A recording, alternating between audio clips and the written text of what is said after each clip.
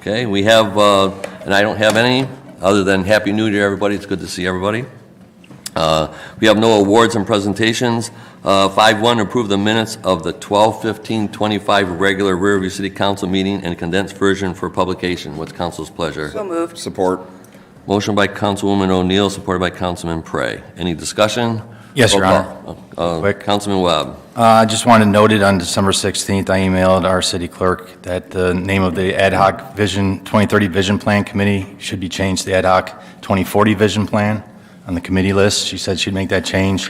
I see in the minutes it's still listed as 2030, so perhaps adopt it on contingency that gets fixed.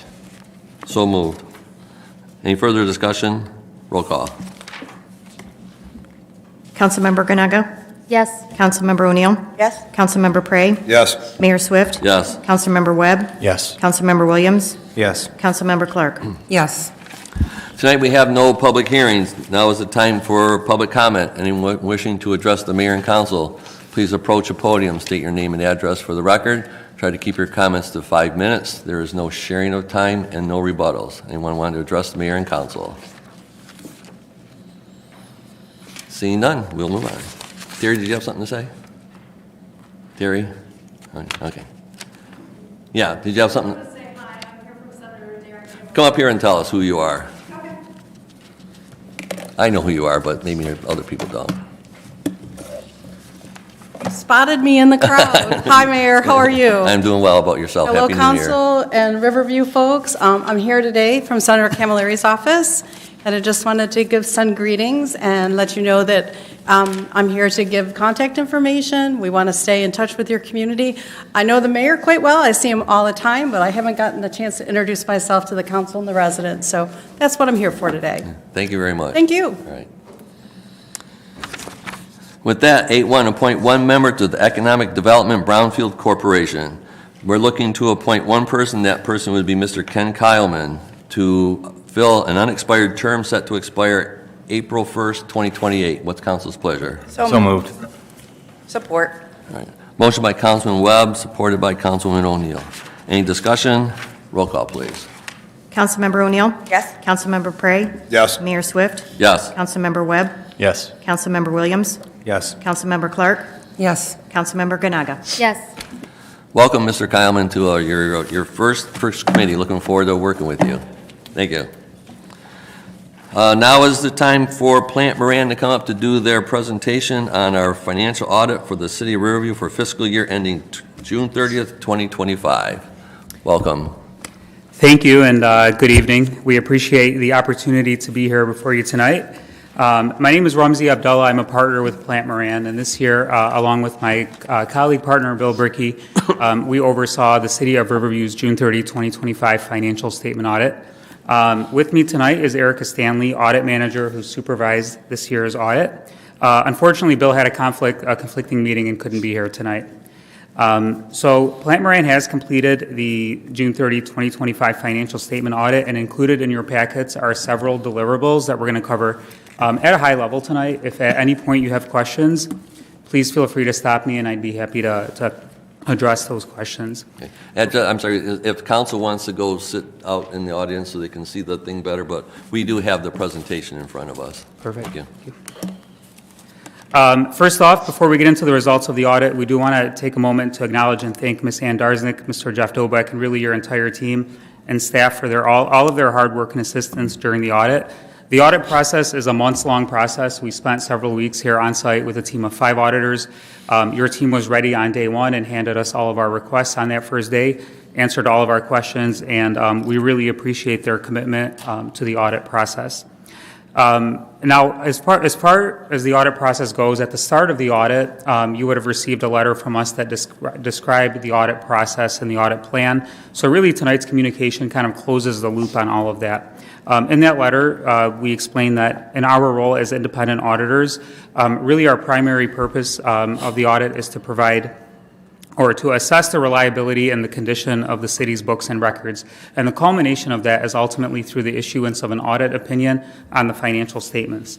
We conduct our independent audit in accordance with U.S. generally accepted auditing standards, which includes assessing risk, testing transactions, and reviewing internal controls. As part of our audit, if we identify any internal control matters that we deem to be significant enough to warrant your attention, we include that in this communication. So as far as the deliverables go, the very first deliverable that we want to highlight is our audit opinion. So within your packet tonight, you should have an 89-page financial statement. Pages 1 and 2 of that include the audit opinion. This year, we have issued an unmodified opinion, which is the highest form of assurance, the highest level of assurance that we can get on a set of financial statements. This means that, in our opinion, the numbers in the financial statements can be relied upon, and they are in compliance with all of the rules and accounting standards. The next deliverable that I want to cover is the 10-page letter that is addressed to the mayor and council in your packet. Now, this is a letter that we issue every year, and it includes the results of the audit, and it has 4 sections. The first section includes internal control matters noted during the audit. And a few minutes ago when I said that if we know any internal control matters, we communicate those to you, this is the section where we would mention that. So this year, as part of our audit, we did identify, or should say we assisted with the posting of 2 journal entries related to the year-end pension and OPEB liabilities. As part of the audit process, we are allowed to propose journal entries. In this case, we proposed these to management. Management reviewed them, agreed with them, posted them, and they are reflected in the financial statements. So we are allowed to propose journal entries. However, we do have to communicate this to you and note the fact that this was an auditor-assisted function related specifically to these 2 journal entries. We also had 1 entry that we reviewed with the city that we determined, and the city determined, was not material. This related to the collection of certain receivables within the period of availability. The accounting rules would have you record a deferred inflow of resources for certain receivables, and in this case, they were recorded in the revenue line item in the financial statements. So really, with respect to this item, we felt that this was immaterial. It was passed upon, but it is included in the letter just as a disclosure. Now, both of these items that I've noted, the adjustments for pension and OPEB and this past adjustment, are not new to the city. These are actually the same items that we've had for several years now. So it was not a surprise by any means, and we consider that to be routine. I have a question on that Yes. point there. So if this is, Is your mic on there? So, yeah, I'll lean a little closer, sorry. In regarding to the journal entries adjustments, if this is ongoing and we've made those adjustments year over year, why do we not already have a formal process in place to ensure that all the general entries are identified? That's a great question. So some of that has to do with the fact that information related to these adjustments comes in late in the audit process. About 9 or 10 years ago, the Governmental Accounting Standards Board adopted new accounting pronouncements that made the pension and OPEB liabilities much more complex, and it requires additional actuarial reports. A lot of that sometimes comes in while the audit is going on. Okay, and follow-up question, if I may. go ahead. Has a formal process since been put in place or will be put in place to make sure it doesn't happen again? That is something that I probably would lean on the city to answer, but I'd say that with these 2 journal entries, again, knowing that the formal process is essentially when the actuarial reports come in, we work together on them to propose the entry. So if, that process, is what's currently happening. So, we could talk with the city about, improving on that. So you'll be having some guidance as you go through the process, making sure that doesn't happen, is what I'm hearing, correct? Yes, we can do that. Thank you. So the second section of the letter includes other required communications from the audit process. Now, most of the second section of the letter includes boilerplate wording, which is required by the auditing standards. So if we did have any significant audit adjustments, if we had any difficulties encountered performing the audit, if we had any disagreements with management during the audit, this is the section of the letter where those would be disclosed. We did not have any of those matters to report. So really, if you read through that, you'll see that We had no disagreements with management, no significant difficulties, only routine audit adjustments were identified, and overall, the audit went very smoothly. The third section of this letter includes other recommendations that are highlighted for your attention. These are not internal control matters, they're not audit findings, they're just items that we deem to be significant, just that warrant attention. And there are two items in this category. The first is the fact that several years ago there have been inter-fund loans between the Water and Sewer Fund, the Golf Course Fund, and the Land Preserve. Now, years ago, the city did set up formal payment plans on these loans, and they are being paid back. We did note that the payments were made in accordance with that plan this year, so we really just highlight the fact that those are still outstanding and continue to be paid back year over year.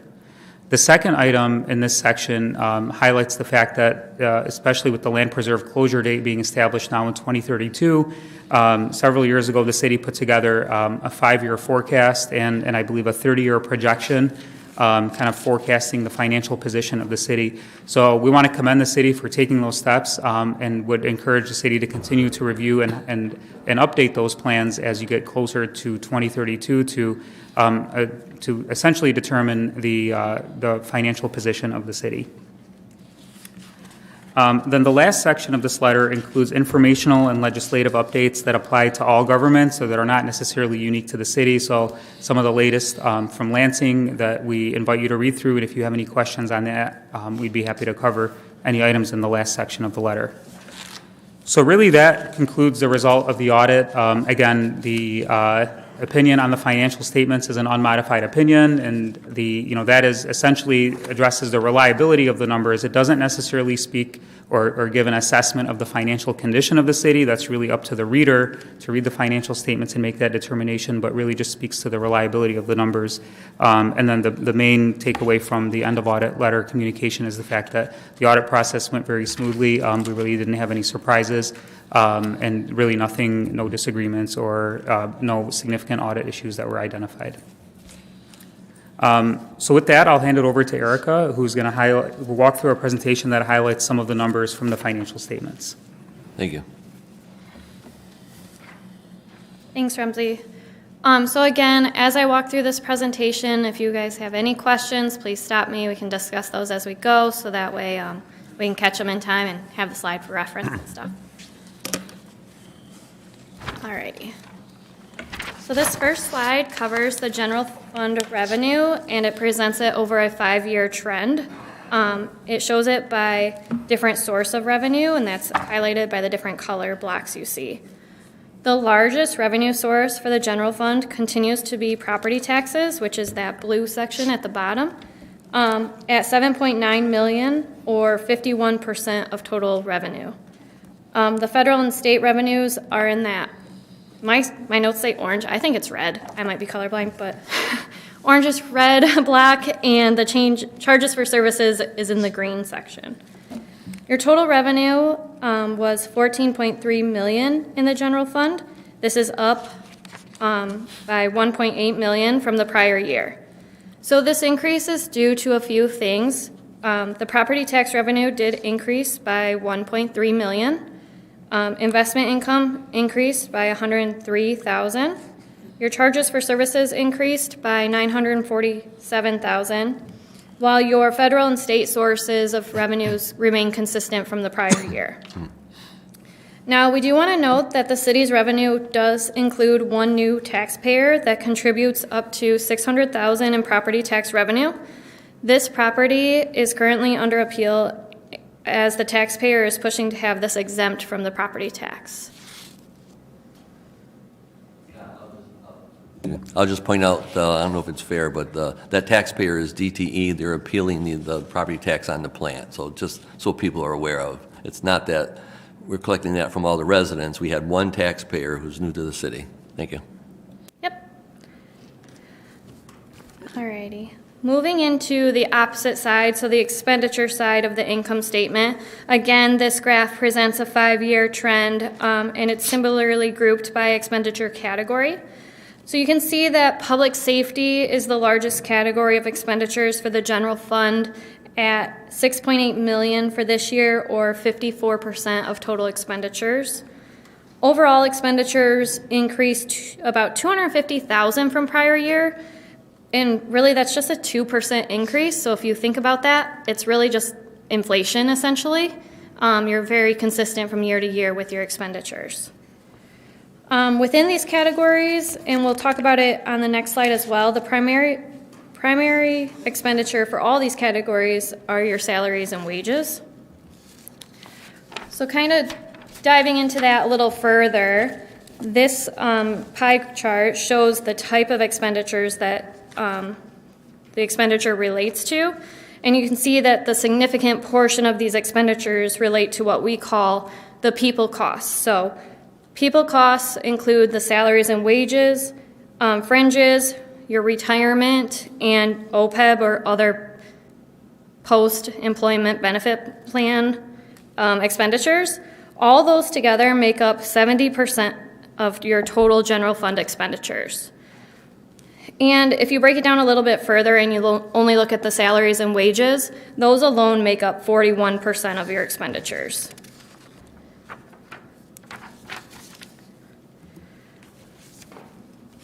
So now when you compare the 3-year trend of the general fund side by side, this chart shows that the revenues in the blue line on top were slightly higher than the expenditures, which is the red line at the bottom. And this is generally what you want to see for a general fund to have. Again, I mentioned you have a 2.1% increase in expenditures from prior year, and then the increases I mentioned in revenue resulted in an 8.9% increase in your revenues from prior year. So as a result of all this activity I talked about, the general fund balance did increase. Its total at year end is $3,557,000. It increased by $1.5 million from the prior year fund balance. A little statistic, we like to kind of measure this fund balance. So we take total expenditures and we compare it to what your fund balance could cover. So your year-end fund balance could cover about 28% of your expenditures in a year.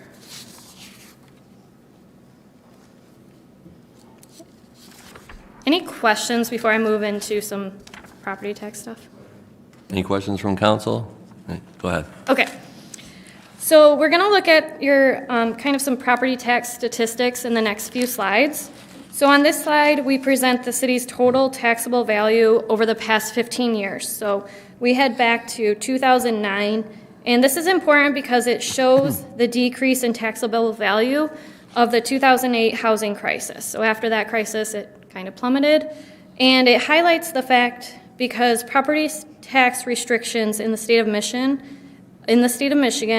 the taxable growth for the city is limited to the lesser of 5% or inflation. So as a result, you can see the city has climbed back from that downfall and is just now, in the past couple of years, recovered from this decline.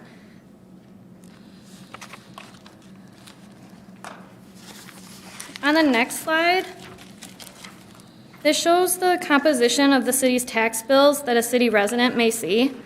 So although property taxes are paid to the city, this graph kind of shows where those dollars ultimately end up. So if you do add up the city operating and the city debt millages, these are less than half of the total. So it's about 40% of your millages, and that's means that only 40 cents to the dollar is actually going to the city and supporting the city. The other portion of your property taxes that are being paid in is for the county and other schools.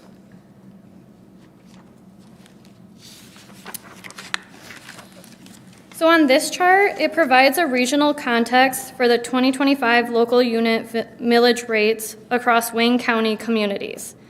So Riverview is highlighted here in the red arrow, and is currently ranks among the lower third with the 9th lowest rate out of 34 cities. Note that the millage includes the local unit millage rate only, so this is excluding the schools, authorities, special assessments. This is solely based on the city's millage rates. Erica, I'll just interrupt for a second. Yep. This is a slide that I asked to be included. And what I really wanted to show is that the total millage rates compared us to other communities, looks like you maybe did all the communities in Wayne County, which is even better, that our millage rates are amongst the lowest. We're taxed similarly to townships. And, well, the reason is, I think the truth is that the values of our homes are so high that we don't require the millage rates other communities do. So I've always said if you just take your house and put it in Wyandotte or put it in Rouge or Trenton or whatever, your property taxes are going to be extremely higher than what they are here. So it's just because we like comparing ourselves to other cities, and so I understand why you didn't put all the names, because I get that. But at least you can see where we fall in. Looks like a majority of the the cities or municipalities in Wayne County, and I think you did a good job of representing that. Thank you. Thank you. Alrighty, so now we're going to move into looking at the land preserve operating results. The fund reported a total of $13.9 million of revenues in 2025 compared to $10.1 million of expenditures for the year.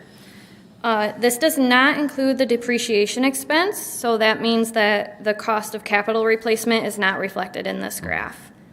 However, this graph does include an expense for the change of the landfill liability. That change or expense for the 2025 ended up being $3.2 million for the current year. Also in 2025, we wanted to note that revenues included $1.4 million of methane gas royalties compared to $715,000 from the prior year. The city has been actively monitoring rates charged and expenses for the land preserve on a monthly basis to ensure that the results are met and are on track.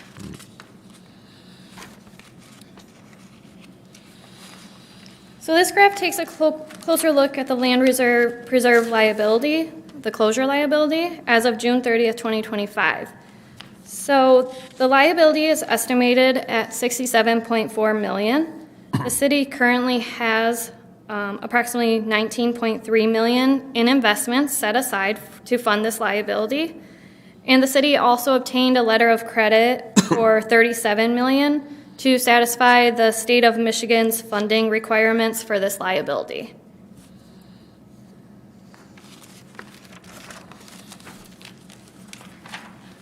All right, moving into the golf course and practice fund. When comparing revenues and expenditures for this fund, there is a favorable trend, as the revenues in blue again are exceeding the expenditures in the red line. Again, this excludes depreciation, as that's a non-cash expense. However, the fund would need to set aside reserves for capital improvements. Similar to the land preserve, the city continues to actively monitor the golf course and practice fund, monitoring those rates charged and expenditures on a monthly basis to ensure that it's on track and meeting the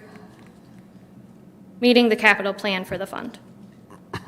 Yeah, and I think that's important too, because when you look at, to have that monthly monitoring, and we mentioned it twice because it is very important, it's sort of like a gauge in terms of how you're doing, and you do have the ability to adjust rates there. So it requires close monitoring on a monthly basis to ensure that you're adjusting those rates to keep the expenses in line, and really that you've seen that especially in this fund for the last 3 years. Thank you.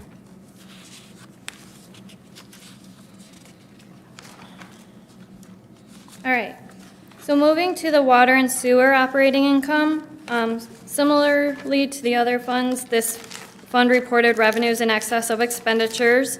Again, I have to say it excludes depreciation expense. But it is important to note that generating cash flow to invest back into this system is a very important function of the water and sewer system. So the city has $59.5 million in fixed assets in this system, but $36.5 million of that is depreciated, or as we like to say, those assets are essentially used up for that amount. So the city should be setting aside and building capital reserves to be in line with a capital plan to replace that water and sewer infrastructure as it continues to be used up essentially over its lifespan.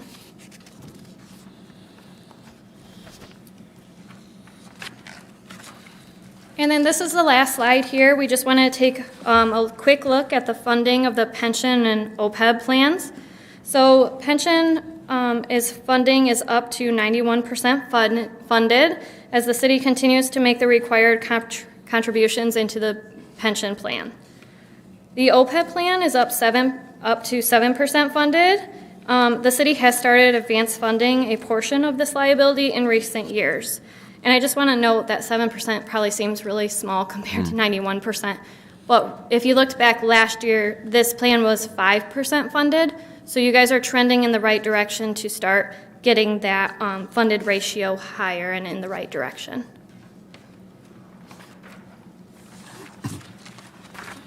That's all I had. If you have any questions. Any questions for Plant Marianne?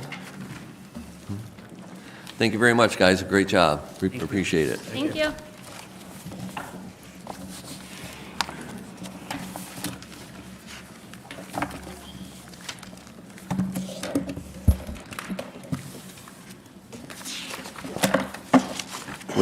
With that, I would ask, is there any item council wants to remove from the consent agenda?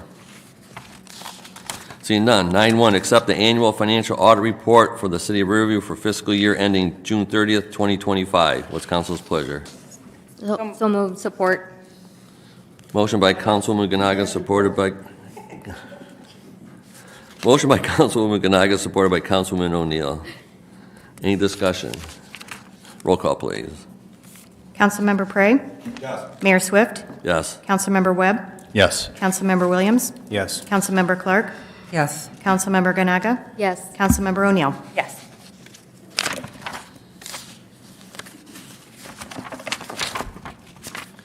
Eleven one, approve the Bonner Advisory Group proposal to represent the City of Riverview for the purposes of real estate and economic development services at the Red and Gold Golf Courses in the amount of $75,000. What's council's pleasure? So moved. Motion by Councilwoman O'Neill, supported by Councilman Prey. Any discussion? Discussion? Okay, hold on, Brent. Okay. Okay, go ahead. Councilman Webb. If you don't mind, I just have a written statement I'd like to read. Firstly, let me say that I truly appreciate the work that Jeff and his staff have completed to get us moving forward towards finding soil for capping the landfill and finding revenue to replace the lost revenue from transfers to our general fund that we have relied on for over 5 decades. I hope that they understand that my request to table this item is not intended to delay its progress, but rather to ensure that it doesn't fail, and therefore revenue from our quickly depleting capital improvement fund is not wasted.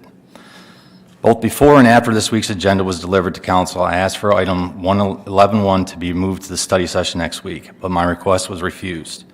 The reasons that I gave were, I believe a study session is warranted before we move forward with the expenditure, to review all the vision plan survey results, to discuss wetland mitigation, to consider other options for soil and development that we have not yet explored, to know whether or not the golf course can be sold, and if it would have to be approved by a ballot vote.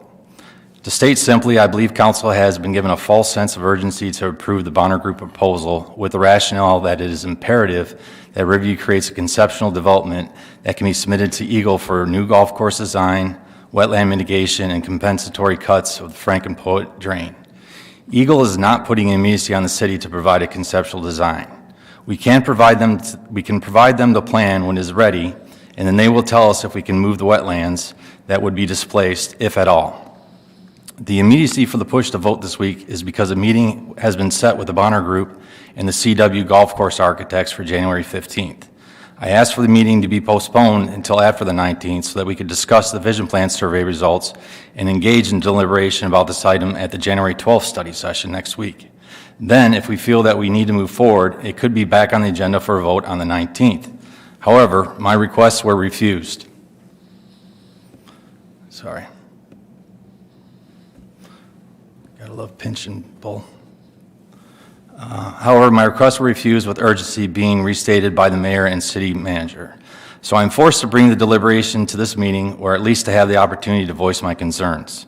Let me explain to my fellow council members that I do not think that voting no on this item is a rejection of the idea of taking soil for closure and selling or in developing the golf course. We can and should take the time to discuss our options and consider if they are in line with our recreation plan, master plan, and the wishes of our electorate. For me, there are three things that we have failed to consider before being forced to take this vote. Before we invest money on plans for the golf course, we should first answer the question if the golf course can be sold, and if so, is this decision made by a vote of the residents?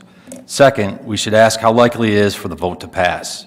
The results of the vision plan survey should be considered because it is a statistical pulse of the residents' wishes for the use of our publicly owned land. One small portion of the results that I find to be relevant to the item 11.1 is that only 29.9% of respondents are in favor of selling the golf course and developing residential homes on it. It should be noted that another 11.7 think that city should not sell any city-owned property. We need to consider these statistics because our attorney has advised that the golf course may be sold, but would require a vote of the electors. That's you. Based on the results of the vision plan survey, it is likely that the vote of the electors would fail. Would we then have spent $75,000 for a plan that could not move forward? Second, wetland mitigation should be considered. Riverview has 2,810 acres. The city operates 14 parks and recreation facilities totaling 538 acres. That is 19.15% of the total acres in the city. The landfill consists of 403 acres, which is 14.34% of the total. Therefore, in total, there are 941 acres of parks and landfill, which is 33.5% of the city's total acreage, 1/3. Wetlands data derived from the U.S. Fish and Wildlife Service and National Wetlands Inventory indicates that 4.3% of Riverview is considered wetland. Take note that the 2020 Vision Plan, developed in 1995, states on page 7 that the Community Development Director is to serve as a contamination and wetland expert. Mr. Skirdo is well-versed in many things, but he is not an expert on either topic, and there's nobody in the administration staff or contracted that is. On page 4 and 5, goal 3 of the 2020 plan, it says to rehabilitate environmentally affected property to maximize the potential of all land usage. Here it says our strategy was to establish a mitigation plan that would provide for the creation of an attractive mitigation site or habitat, such as expansion of wetlands on the golf course to provide better wildlife habitat and a more challenging golf course. It also called to survey and document where wetlands exist within the city that if mitigation were enacted could result in potential land development, thereby expanding the tax base of the city. I believe we should have wetland surveys done not only on the golf course, but also on the 111 acres west of the golf course, where there could also be usable dirt for capping the landfill. Furthermore, it was called for in the previous vision plan and should have been completed already, but it's my belief that we should have wetland surveys on all publicly owned property so that we can work with Eagle for a wetland mitigation plan. Third and last of all, we are focusing on soil for covering the landfill, but not considering future use of the landfill. We should table the vote and look together at the results of the vision plan survey. The strongest theme from the survey responses directly advances goals related to livability and community well-being. Converting the landfill into recreational space supports long-term investment in public amenities that benefit residents of all ages and encourages active outdoor lifestyles, including recreation, parks, and trails. While secondary to recreation and preservation, revenue-oriented responses in the survey reflected a community awareness of financial responsibility. Renewable energy reuse concepts mentioned often in the results align with goals focused on innovation, sustainability, and climate consciousness planning, particularly when paired with revenue generation or complementary land uses, which is what we're looking at. So, in conclusion, a vote no today does not mean that we can't bring the proposal back for vote. In fact, the scope of the proposal should be expanded to consider a wetland study and the sale and development of other city-owned properties, including, but not limited to, the 111 acres west of the landfill. A vote no sends a message to our constituents that we want to have as much information as possible and to have all options on the table before we begin investigating the sale and development of any one property. Thank you. Any further discussion? I'll just have a few remarks myself. I don't remember actually refusing anything, Mr. Webb, but this is my opinion, that this proposal, it informs us, it doesn't make decisions. It just, we need this information from this proposal This is where you get the information on the wetlands, the market analysis, infrastructure studies, all that type of stuff. This is how you get it. And it aligns directly, I think, with the master plan for the Riverview Highlands. Those two are going to be developed together. This plan, the master plan for the Highlands, and all part of the vision committee is all part of this process. So I don't think we need to we need to stop this, because if you stop this part, it slows down the other two, the vision plan, I think, and this, because I think this proposal of what we're looking at plays a major role in the vision plan itself. Well, and you mentioned earlier too about the survey. The survey that you sent us was only one part of the survey that you said you took. You also said council has access to the survey, the data on the shared drive. Well, unless I'm doing something wrong, and I don't know any other council members, I have no access to the survey data. The only thing okay. The only thing I saw is what you sent us, which was specifically, and I don't even know how the question was worded, on selling property. You know, where does the landfill, or I'm sorry, where does the golf course fall in people willing to sell? And I'm assuming on there, because again, I don't have access to the data, and I didn't bring the thing with me, that it appears to me that 77 people responded to that question. Those 77 people, if you just do the simple math on 9,000 registered voters, that's 0.005% of the people of the city that responded to that. So I am not going to make a judgment on such a very small percentage of input. I appreciate those who took the time to answer those questions, because it's important, but it's all part of the data that we need to collect and still need to collect more.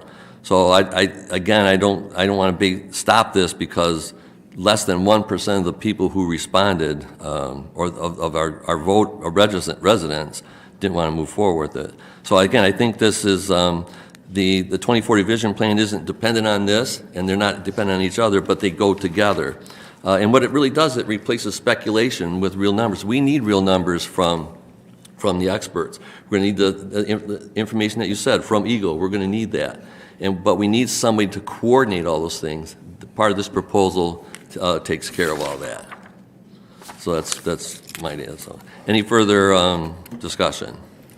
Yeah, I have something. Go ahead, Councilman I just Clark. want to know if anybody's considered the fact that wouldn't it be more prudent to bring in Eagle, an advisor for the wetland mitigation, to know what we're working with before we put out the money? 75,000 plus the additional 22,000 that we had. And I'm also concerned about if the topsoil is removed from that section to cap the landfill, how interested would a developer be in that property if they have to replace all that topsoil? So, Your City Honor, Manager, go ahead. yeah, the first question is, our engineer, civil engineer, had someone very high up at Eagle come out, and they would not make a commitment to what wetlands or how we could remediate the wetlands until they had a site plan done. So that's the reason for the site plan, so that we can get information back from Eagle.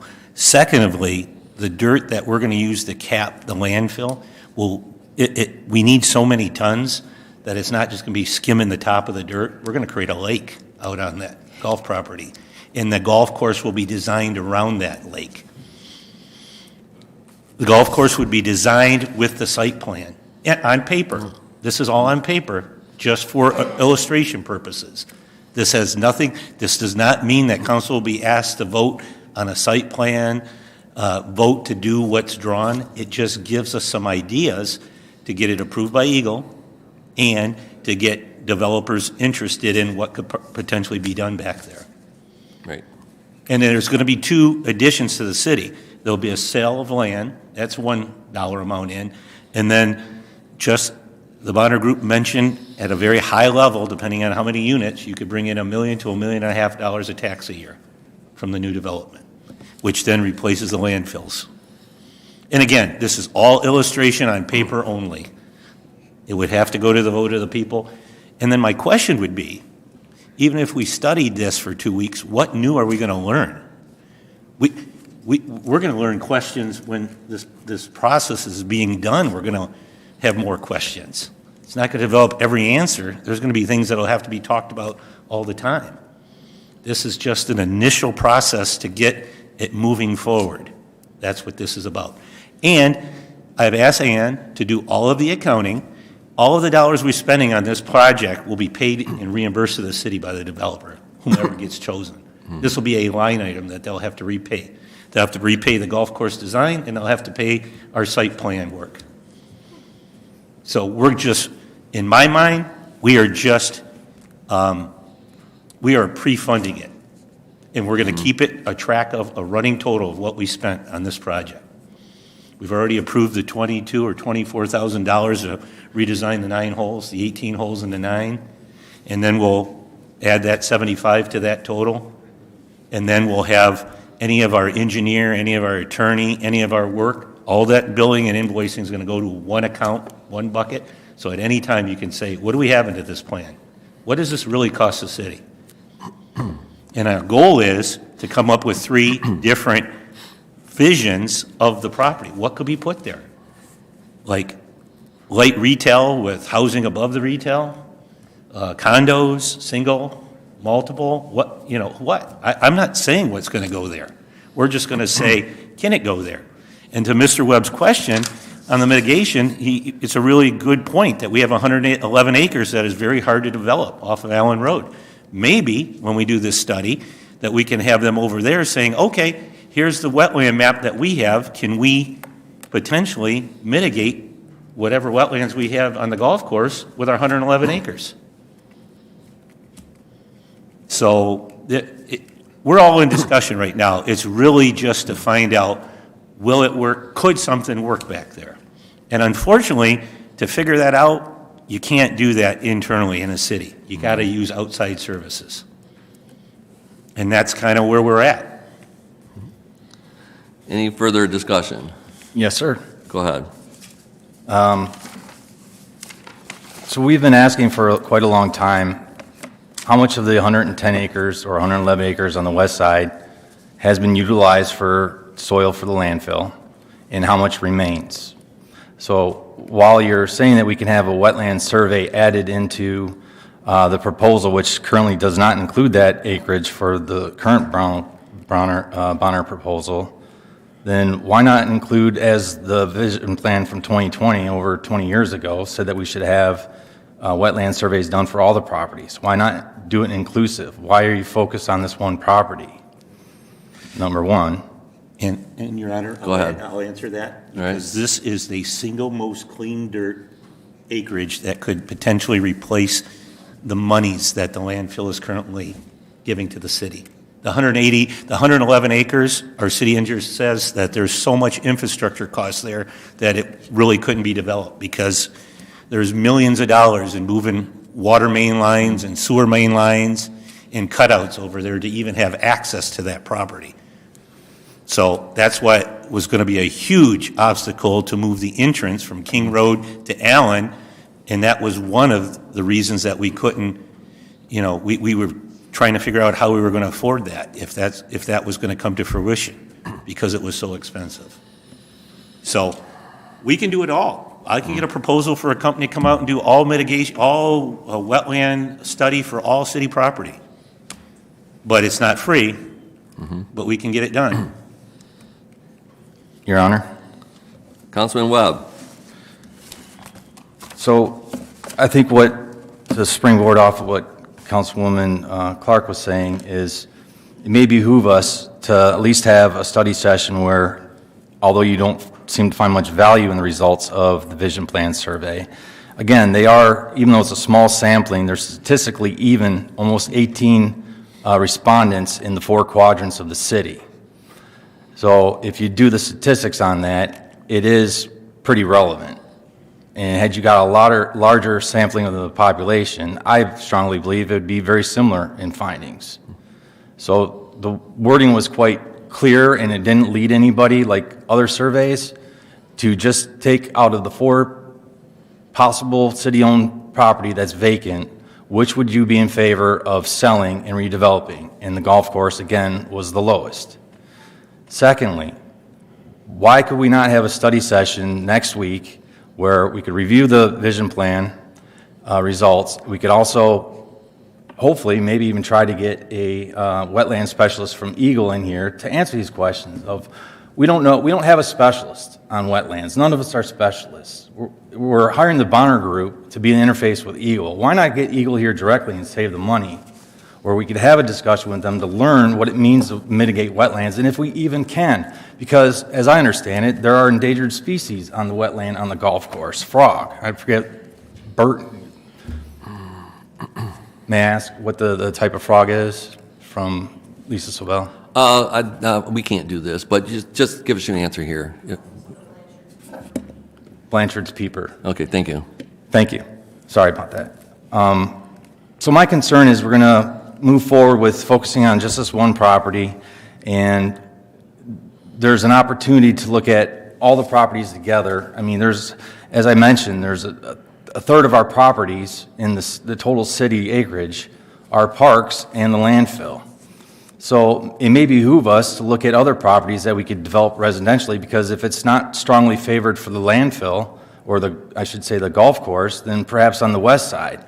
Or, as you said, it's too much to move the infrastructure there and we can't get the road through. Well, whoever thought maybe about the idea of taking the topsoil off of the gold course and using it for capping, and then moving the baseball and football field over to that area on the golf course, and bringing in that recreation development that you said that you have interest in developing, and turn that into a recreational use, which is strongly favored by all the survey's respondents.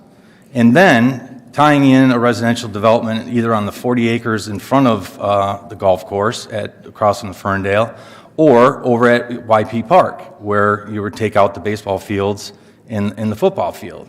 And there's still other land there that could be developed. So there are other options that we should be looking at, and we are not. And that's all I'm saying, is we should be offered the opportunity to have these discussions. Your Honor, Go ahead. and maybe so, but I do want to reiterate that closure's coming soon. So 7 years. even if we don't have a golf course, we're going to have a big hole over there, generating no revenue, because we'll have a big hole that we use that dirt, because that's the cheapest way. It's $9 to $10 million of dirt. And we could put recreation facilities on there, because that's more likely to get used than a $400,000, $500,000 house sitting within 1,500 feet of a landfill, a potential transfer station to the south of it, and a DTE plant to the north. I, myself, as a resident, would not pay $500,000 to live in that space. I would live across in the YP Park, or maybe in the 40 acres, but I would definitely not live on landfill land. Well, all the developers I know, Your Honor, that has new golf course done and design, it's very likely and highly attractive to people to live around the new golf course.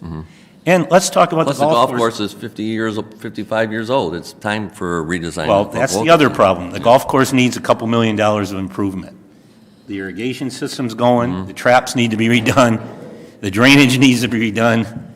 So, it's at a point where it's not going to be cash flowing to the $350,000 a year very, very long. Yep.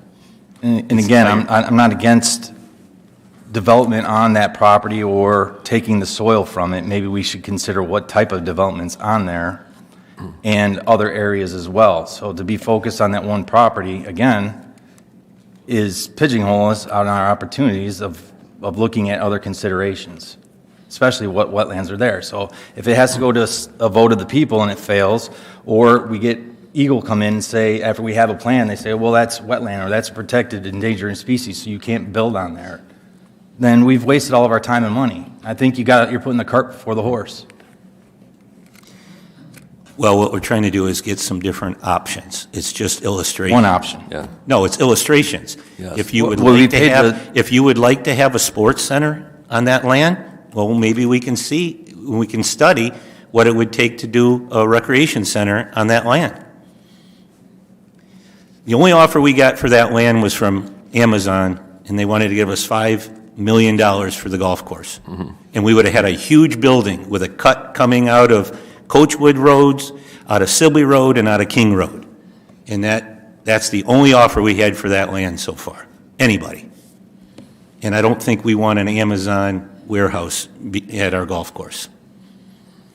Again, you can take the soil and you can reconfigure the golf course if need be and redevelop it.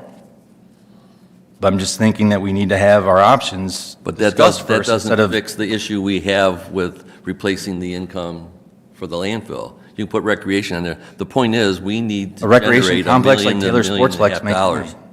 Right. Any other further discussion? I'm not finished yet, yes. Okay.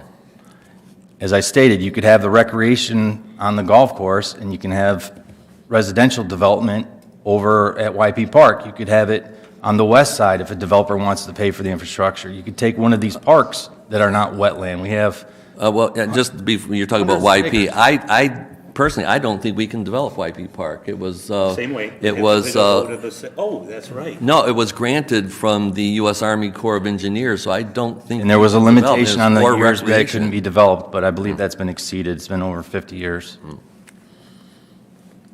I don't know. Continue on, Councilman Webb. I just think a no vote doesn't necessarily mean that we're taking this off the table. I think it's just an opportunity for us to look at our options. Hopefully, get a wetland specialist in here to tell us what can and cannot be mitigated and an idea of how much it would be per acreage. In C plans, we already got 22,000 invested in sketches. I'd like to see the results of that first. Thank you. Okay, we have a motion on the table to approve the Bonner Advisory Group, and a motion by Councilman O'Neill, supported by Councilman Prey. Roll call, please. Mayor Swift, Yes. Councilmember Webb, No. Councilmember Williams, Yes. Councilmember Clark, No. Councilmember Ganaga, Yes. Councilmember O'Neill, Yes. Councilmember Prey. Yes. Motion passes. Thank you.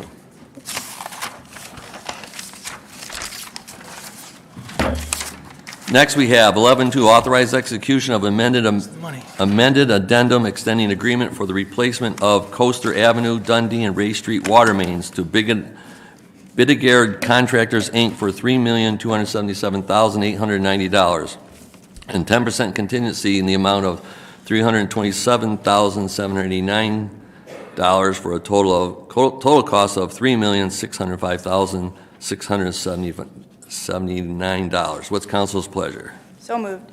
Support. Motion by Councilwoman O'Neill, supported by Councilwoman Gunaga. Any discussion? Roll call, please. Councilmember Webb, Yes. Councilmember Williams, Yes. Councilmember Clark, Yes. Councilmember Ganaga, Yes. Councilmember O'Neill, Yes. Councilmember Prey, Yes. Mayor Swift. Yes. 12-1, excuse me, authorize second reading by title only in the adoption of proposed ordinance 756 to amend the Code of Ordinances for the City of Riverview by the repeal and adoption of sections 38-372, 38-377, and 38-379 of Article 9 Minors, Division 1, generally, in Chapter 38, Offenses and Miscellaneous Provisions, to define the term minor as being under the age of 18. What's council's pleasure? So moved. So moved. Motion by Councilwoman Ganaga, supported by Councilwoman O'Neill. Roll call, please. Councilmember Williams, Yes. Councilmember Clark, Yes. Councilmember Ganaga, Yes. Councilmember O'Neill, Yes. Councilmember Prey, Yes. Mayor Swift, Yes. Councilmember Webb. Yes. Proposed ordinance number 756, an ordinance to amend the Code of Ordinances for the City of Riverview by the repeal and readoption of sections 38-372, 38-377, and 38-379 of Article 9 Minors, Division 1 generally, in Chapter 38 Offenses and Miscellaneous Provisions, to define the term minor as being under the age of 18. With that, I'll look for a motion to adopt from Councilwoman O'Neill. So moved. Is there support? Support. Supported by Councilman Prey. Any discussion? Roll call. Councilmember Clark, Yes. Councilmember Ganaga, Yes. Councilmember O'Neill, Yes. Councilmember Prey, Yes. Mayor Swift, Yes. Councilmember Webb, Yes. Councilmember Williams. Yes. Any other business council wants to bring up at this time? Your Honor, Councilwoman Ganaga. I just want to embarrass my pop by saying happy birthday this Friday. Thank you. You're welcome. Your Honor, Councilman Webb. I would also like to wish my brother a happy birthday tomorrow, so when you see him in the hallways, give him a cat, because he loves being acknowledged. Well, then if we're doing that, I'd like to acknowledge my husband, who is tomorrow also. Happy birthday to all those people, especially you, Jeff. With that, I will look for a motion to adjourn So moved. from Councilwoman O'Neill. Who supported that? Support me. Okay, supported by Councilman Williams. Any discussion? Roll call, please. Councilmember Ganaga. Yes. Councilmember O'Neill. Yes? Councilmember Prague. Yes. Mayor Swift. Yes. Councilmember Webb. Yes. Councilmember Williams. Yes. Councilmember Clark. Yes. Let the record show the meeting adjourned at 7:56. Thank you, everybody.